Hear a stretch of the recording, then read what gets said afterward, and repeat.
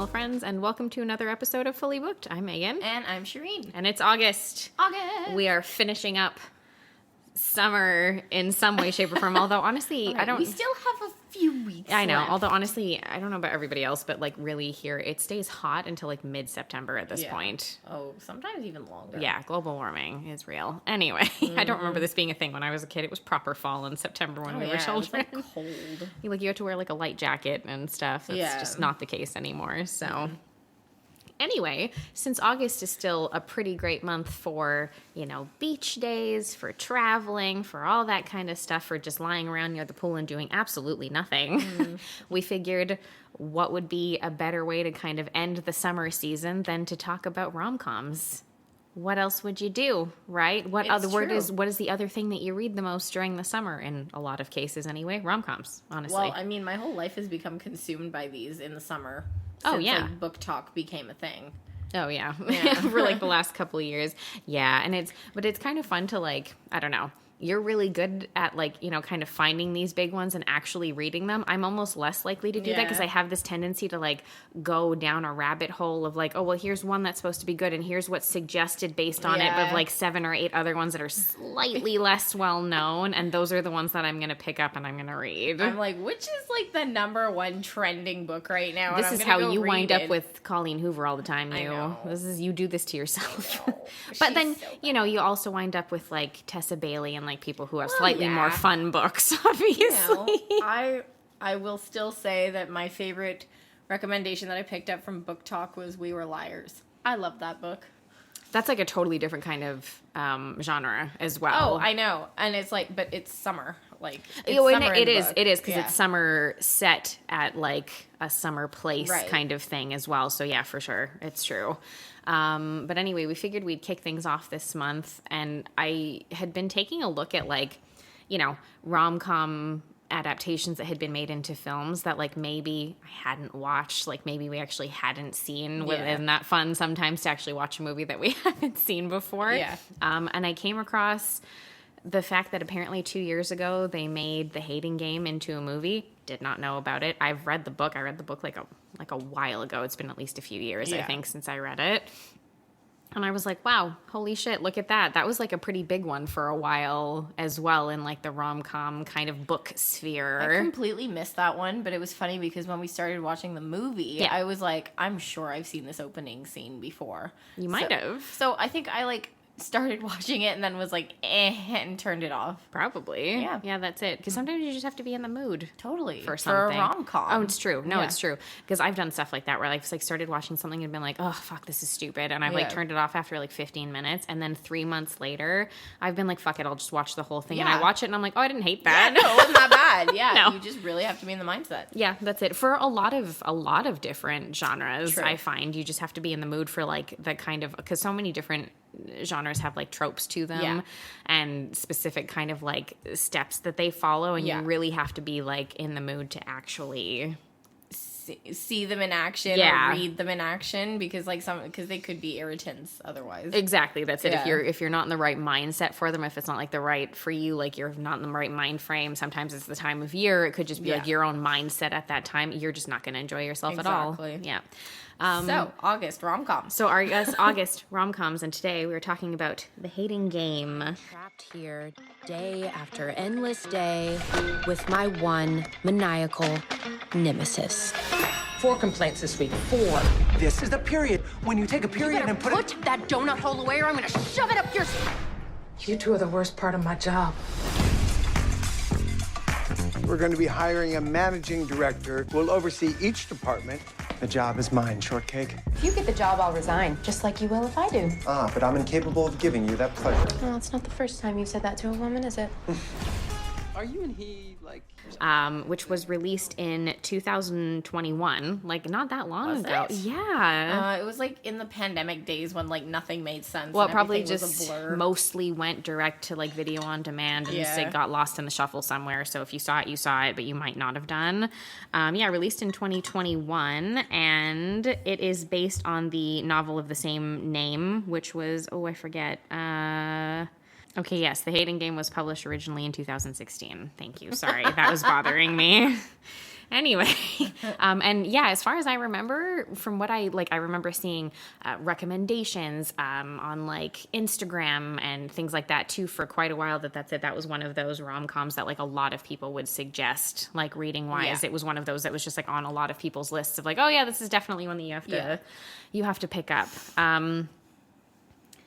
In a nutshell, it's like enemies to lovers workplace romance. Like if you want me to throw all the tropes into the description for it, that's pretty much what it is. It is, but it's interesting because it's one of those like where, like we were saying when watching it, it's not like a straight enemies to lovers trope because they're not both confused about the situation. Yes. He's completely clear on where he stands. He's just waiting for her to catch up. Yeah, and it is true that it's another one of those, the other little trope that it has, which doesn't pop up as regularly, but does show up, is like the guy falls first, which isn't always something that you see and either. The girl is like, I'm not going to bother with this man because he's too good looking, and you can like see it that she's just like, oh, I'm just...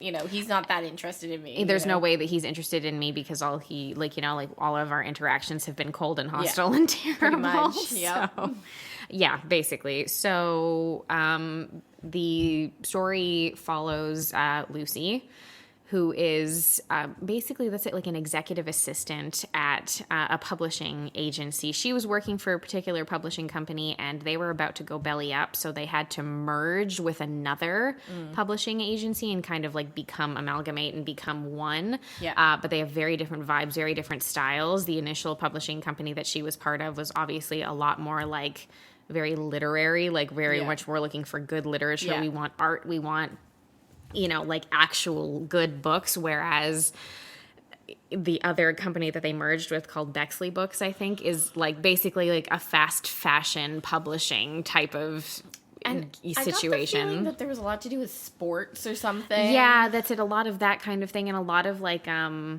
like probably like salacious tell-all memoirs, types of things, that kind of stuff, basically. So Lucy works as an executive assistant to, what's her name? Helena, I think, who was the like CEO previously for Gammon Publishing. And she is in this situation where she's the executive assistant for her boss, and the executive assistant for the other CEO from Bexley Books is Josh, who's, your love interest, basically. When I think the reason why I stopped this movie in the opening scene the first time I tried watching it was because I felt that they just did not fit together, like, looks-wise. Oh, okay. Like, she's so, like, petite with this little round face and, like, so cute. And he's just got this, like, mean, like, GQ, like, football player look about him. Yeah, he does a good job later in the film, I find, of like dialing that back a little bit. So you're like, oh, look, a human being. How nice. He's got a smile and it's a little goofy. Yeah, that's it, exactly. But yeah, so, they exist in this space of just like, that's it, like basically sniping at each other every day. Everything is very like, very catty, very much like, they're always competing with each other and thinking that the other one, acting like the other one's an idiot and all that kind of stuff. They're basically come to learn that they're going to be adding like basically a director, like a management position to the company, and they're only going to choose one person to be doing that.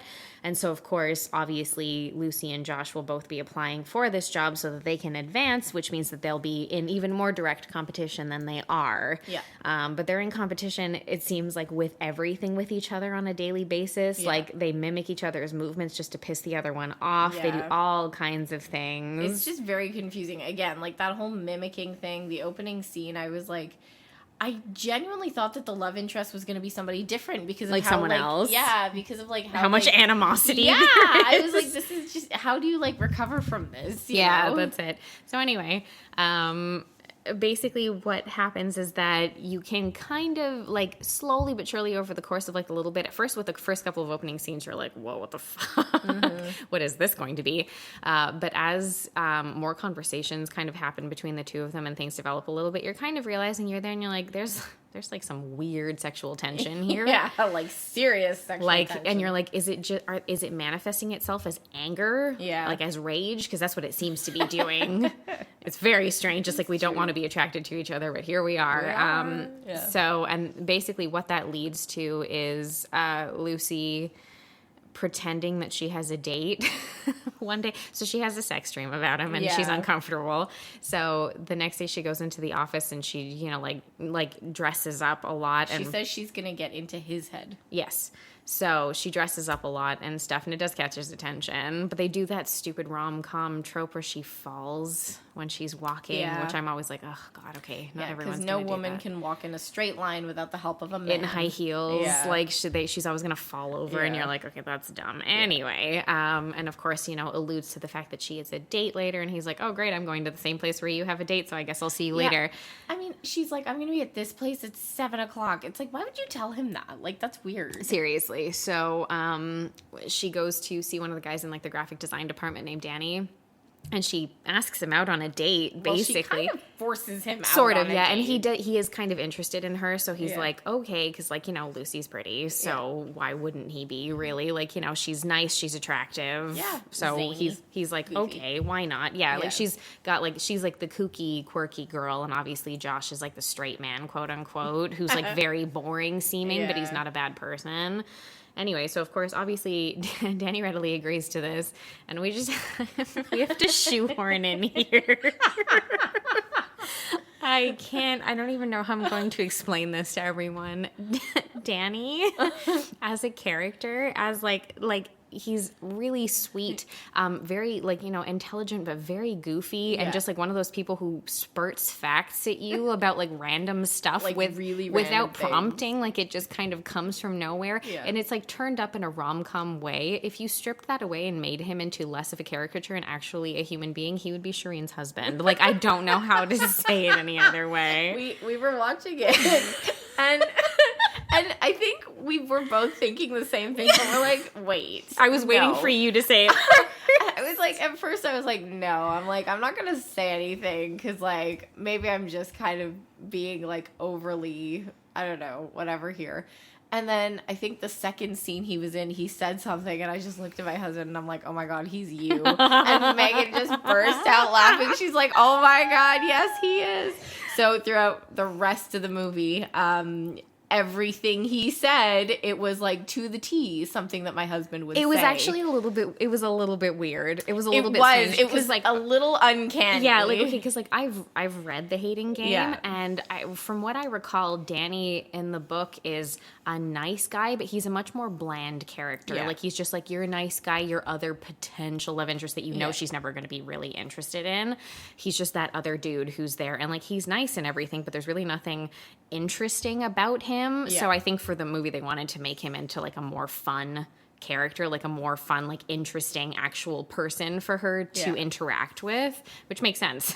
But wow, like there were like a couple of like specific like dialogue, like lines of dialogue that I was like, oh my God, it's like you're having a conversation with Dan. It's weird. Also Shireen's husband's name is Dan, so that's weird. But this is it. So we're watching it, and at one point I'm like, wow, I think you've actually said those words before. Like, exactly. And he's like, yep, I have. Pretty much. So it was like an uncanny valley situation. It was really strange. I can't quite describe what it was like. And it also kind of makes me chuckle because there are, not every instance, but there are quite a few instances where Lucy's character really reminds me of Shireen.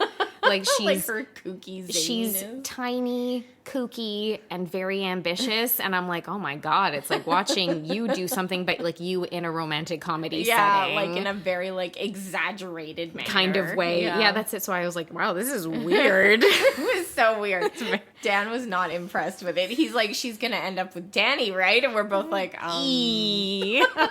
no. Have you seen the other one? No, that's not the way these movies work.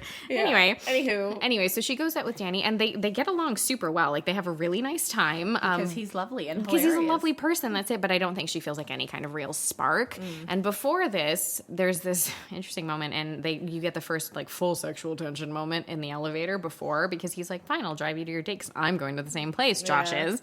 They're in the elevator, and she's just, like, you know, being really rude to him, because that seems to be what they do. And he hits the stop button, and he's like, what are we doing? Like, what is this? Like, what's going on? And she's like, what are you talking about? And then they start kissing, basically. Like, it builds to, like, an interesting little moment. And then she's like, whoa, what the fuck? And she basically runs away from him, but he's driving her to where she's going. Yeah. And she's like, I need to get out of the car. And he's like, what do you mean you're still going on your date? She's like, obviously, I'm not going to leave the guy at the fucking bar by himself. And, like, at this point, like, it has to be said that she's pretty convinced that this man wants nothing to do with her. And very confused by what just happened. Yeah, like, other than, like, whatever sexual desires he might have from her in the moment. Like, I think she's looking at it as, like, he's just being, like, an asshole frat boy who just wants to, like, I don't know, get in her head. I think she thinks, I'm pretty sure, if I'm not mistaken, she kind of thinks, like, maybe it's, like, a weird mind game or something, and she really doesn't know for the same job. Yeah, how to feel about it. So she tells him, she's like, you know, I've got another guy over there who's just told me that I'm beautiful, and your mind games have made it so that, like, I'm questioning even him giving me a compliment like that. Yeah. So she has her date. The next morning, someone delivers flowers to her, and there's a little card that says, "You're always beautiful." And she assumes. And of course, she thinks it's Danny, and she's really sweet, and she sends him a little text, and she's like, you know, like, oh, thanks, and she puts little flower emojis, and he just sends her, like, a funny GIF in exchange, which also reminded me of Dan. Well, yeah, because of the goats. I'm not even going to explain that to anyone. Never mind. Nope. Anyway, so goes to work. They have a little bit of a ceasefire, but it's like, obviously things are really uncomfortable, and she doesn't know how to feel about it. So she's like, I don't want to fucking talk about this at all. They're informed that they will be doing a team building activity, and instead of the slightly more tame activity that she had come up with that had to do with actual book publishing at work, they're going for paintball, which is Josh suggested because he was like, oh yeah, it's like outdoors air activity. I was like, I mean, all pain. the frat boys on his side are gonna want to. Of course. So that's what they're doing. So they go. So a little while later, that's it, time passes, whatever, they go to play paintball. Lucy, you can kind of tell that she's not feeling that great before they, like, go out to actually start playing. They have the whole paintball game, and right when things end, like, she gets shot with a bunch of paintballs, which, like, ow. Projectile vomits on him. Yeah, that's it. She's obviously caught, like, a bad flu, basically, so she, you know, gets very sick. He drives her all the way back home, brings her into her place. He, you know, like, looks takes care of her. He, like, you know, that's it. Like, he gives her, like, you know, gives her water, does all of this stuff, calls the person who it turns out is his brother, Patrick, to come, who's a doctor, to come and check on her and make sure that she's, like, okay, and kind of, like, you know, he's done everything he needs to do. She overhears a weird conversation between the two of them. It's very stilted, where Patrick's like, you haven't RSVP'd to my wedding yet. Like, are you coming? And he's like, you have to bring a +1. Like, you have to come. Like, I know it's weird. And you're like, why is it weird to go to your brother's wedding? And it doesn't make any sense. You're like, what the fuck? And you won't find out till later. So I'm going to tell you later. Yeah. And she overhears, and she's confused. But I mean, like, what's she supposed to think? Nah. She wakes up the next morning. He's still there. And he's cleaning her apartment. And I don't think she knows how to act when he's being nice. Yeah, because she's like weird with him, and he's like, okay, fine, I'm just gonna go. Yeah, well, she says to him, "Don't use this against me," and he obviously gets offended. Of course, because he's like, yeah, again, sure. They're completely, like, on different pages, right? Like, she doesn't know what he's doing. He knows what he's doing, and he can't understand why it's not clear to her what he's doing. Exactly, and he's also doing that man thing where he doesn't explain himself and expects her to know what's going on. Well, you know, men, they're like, actions speak louder than words, and you're like, women are like, we want words. I would like words. We want words. Yeah, I would like some words to explain to me what you're doing right now. So, in exchange for him having been, you know, very sweet to her, she's like, look, I'll come to your brother's wedding with you, kind of thing. Like, you know, like, I want to pay you back. And he's like, oh, stop being weird about this. Basically, they don't really, like, have a conversation. And she's trying to get him to listen to her. They have another moment of sexual tension where he's like, no, we're not doing this. I'm not going to be like the guy that you know, kind of fool around with before you settle down with, like, a quote unquote nice guy, like referring to Danny or any other man, really. Mm-hmm. I'm not doing that. He's like, you know, go on your fucking date with him, see what happens. And then if you don't feel anything, basically come and see me. Pretty much. And that's basically what pretty much what happens. She goes on her date, you know, they do kiss and stuff like that, but there's nothing there for her. So she goes to see Josh, and they have, like, a whole scene where she, you know, comes into his apartment, they talk and stuff, learn a little bit more about each other. And she comments on the paint color of the wall in his bedroom, which is going to come back later. Yeah. And when she kind of tries to get physical with him, he's still like, I think because he has really strong feelings for her, which she does not realize at all. I think she's completely oblivious. So she's like throwing herself at him in a very physical way. And I think he's really caught off guard by it because he's like, no, I don't want to do that right now because I think that this is like, for me, this is real. And I don't want this to be a thing where you do this. And then tomorrow morning you're like, ooh, this was a bad idea. Yeah, bye-bye now. Yeah. So, so he's, again, but he doesn't express that very well. So of course she leaves. She's being rejected, from her, whole thing where she's offering herself up to him. And so again, it creates more tension and problems. Yep. So of course, feeling like, because it's a blow to your ego. She's feeling, stilted and rejected. And again, she doesn't know what he's feeling. Oh my God. Like she's like, the guy keeps like kissing me, like flirting with me, doing all these things, being like, I'm not gonna have sex with you, turns me away. That's it. So she, feels weird about it, doesn't want to talk to him about any of this, until basically he shows up at her door like the weekend of his brother's wedding, and he's like, well, you said you were coming with me, and she's like, so she's like, fucking fine, whatever. So she goes with him up to, I think it's probably like upstate New York or something, whatever. She goes with him up there so that they can go for the wedding. This was when Shireen and I had a whole conversation about the fact that I'm not a big fan of like the idea of getting married at Christmas because it's weird, and I feel like people are so busy at that time of year that I would never expect people to come to a wedding. I don't know, guys. I don't know. Somebody can let me know. I don't want to offend anyone who's done something like this. I just feel like it would be such a headache. I mean, like, I don't mind the timing so much because I guess my perspective would be that, like, I'd be off anyway, or, like, things would be a little bit more lax. Yeah. So, like, I can let my hair down at a wedding. I would just feel more that, like, it's somebody who really loves Christmas would get married at Christmas. Yeah. You know? Yeah, I assume as much. It's true. It just seems like such a lot of work. It is. Yeah.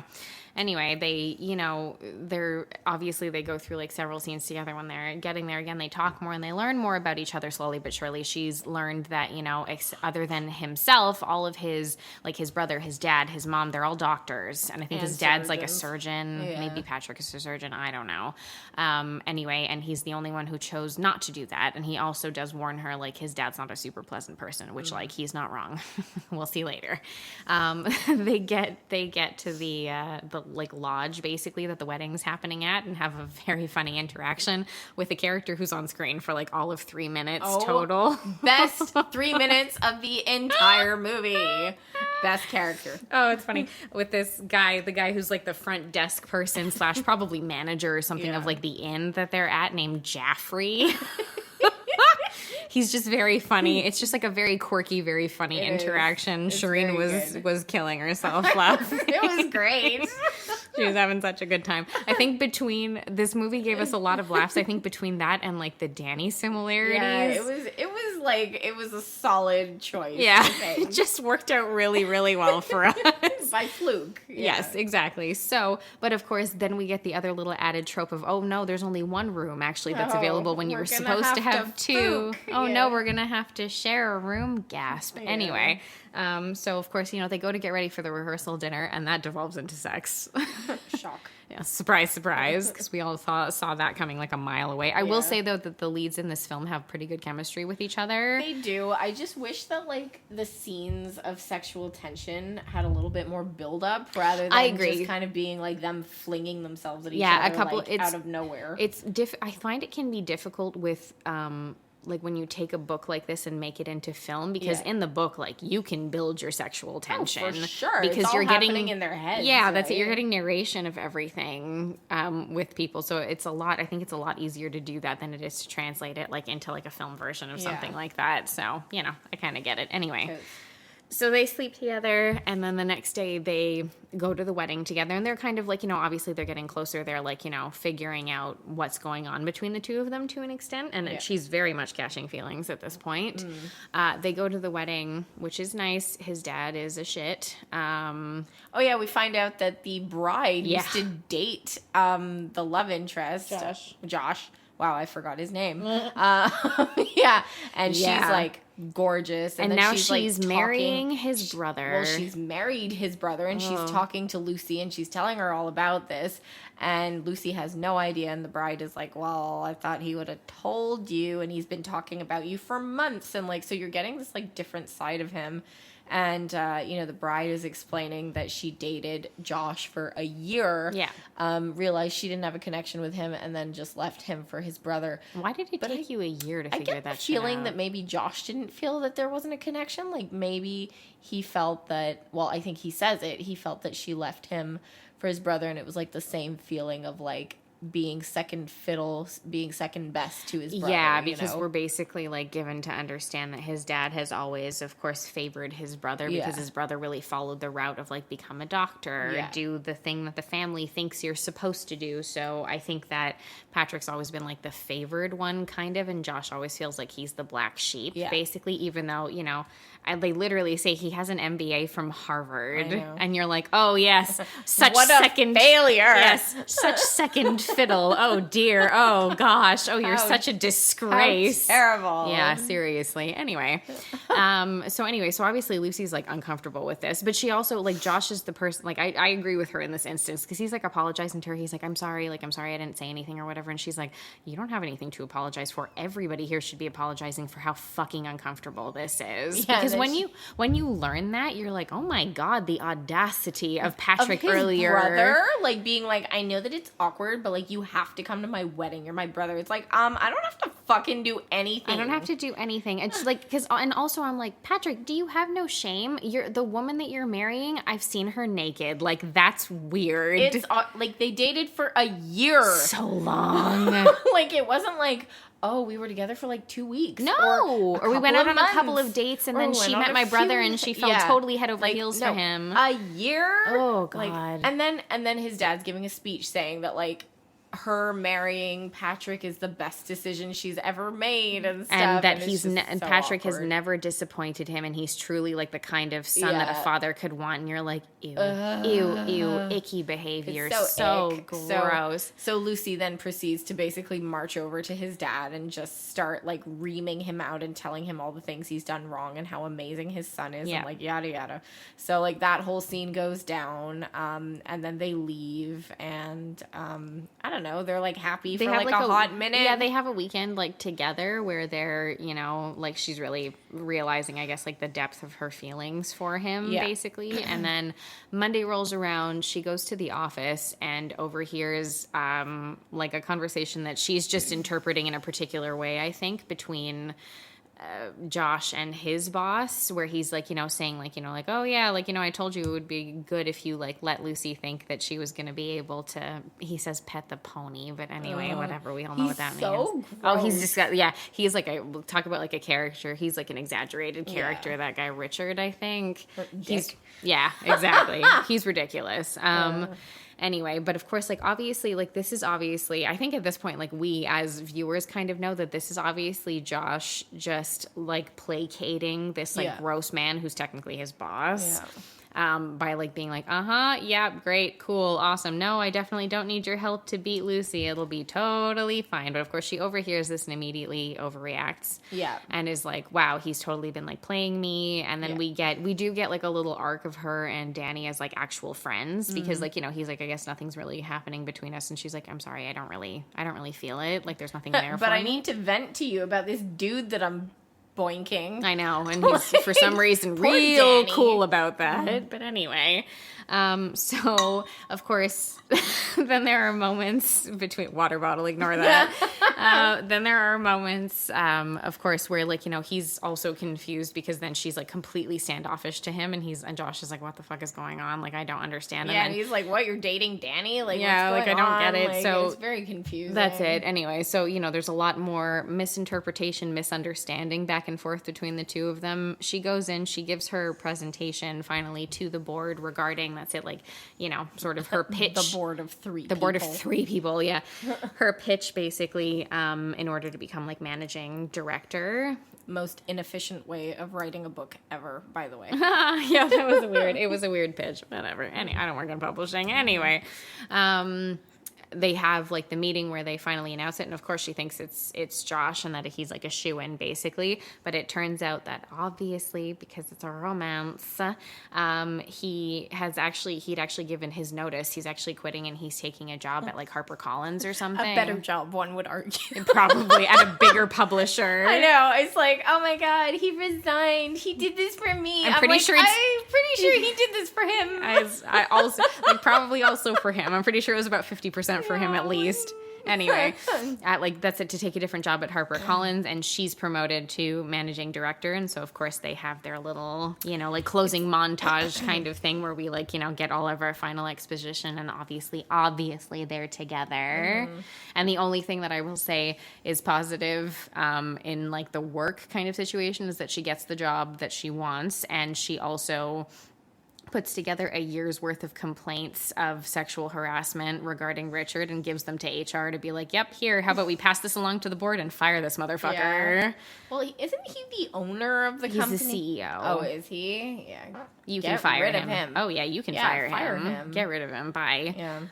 Yeah. So, and that's it. It's just like a cutesy rom-com wrap-up, basically. Look, is what you get. I had a great time. I had a perfectly fine time. You know what? I like Lucy Hale. Yeah. They had pretty good chemistry between the two of them. They carried it pretty well. Yeah, it's very tropish. Of course it is. What else is it going to be like? Everything you want in a rom-com. Yeah, it had exactly what you think it's going to have. And like with some unexpected moments. That's it. It's a good way to kick things off, I think, for rom-com month. Just like ease right into it. Yeah. Don't you guys worry though, because it's August and it's rom-com month, and we all know that Red, White, and Royal Blue is being released this month on Prime. So we're definitely going to be talking about that later this month. I think that the book world was all aflutter when that trailer dropped like not too long ago when we're recording this episode. It is rated R. I know. I was wondering if they did that like because there was like a lot of like sexual scenes in there, or if it's because like, I don't know. It's a queer romance. Yeah. I wonder that. I don't know. We'll have to, we'll watch, and we'll have to report back about that too, because I'm very curious to see how that's going to turn out. Yeah.